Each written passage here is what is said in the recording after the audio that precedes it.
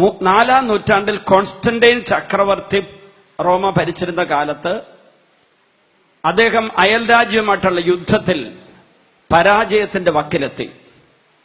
സകല ഗ്രീക്ക് ദൈവങ്ങളെ, റോമൻ ദൈവങ്ങളെ വിളിച്ചപേക്ഷിച്ചിട്ടും രക്ഷ കിട്ടില്ലെന്ന് ഉറപ്പായി. അദ്ദേഹം അതുവരെ കഠിനമായി പീഡിപ്പിച്ചിരുന്ന ക്രൈസ്തവ മതത്തിൽ എന്തൊക്കെയോ ഉണ്ടെന്ന് അദ്ദേഹത്തിന് ചിന്തയുണ്ടായിരുന്നതുകൊണ്ട് ക്രിസ്ത്യാനികളുടെ ദൈവമേ രക്ഷിക്കണമേ എന്ന് കൊട്ടാരത്തിന്റെ മട്ടുപ്പാവിൽ കയറി നിന്ന് കരങ്ങൾ ഉയർത്തി പ്രാർത്ഥിച്ചു.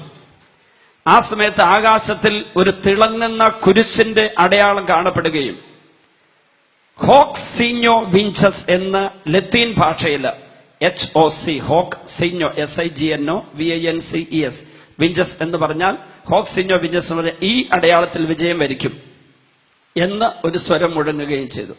അദ്ദേഹം അത് പ്രകാരം താഴെ ഇറങ്ങി വന്ന് ഒരു കുരിശ് രൂപം വെട്ടിയുണ്ടാക്കി ഇത് ശത്രു സൈന്യത്തിന് മുമ്പിൽ പിടിച്ച് യുദ്ധത്തിന് പോകാൻ പറഞ്ഞു. യുദ്ധത്തിൽ വളരെ എളുപ്പത്തിൽ വിജയിച്ചു.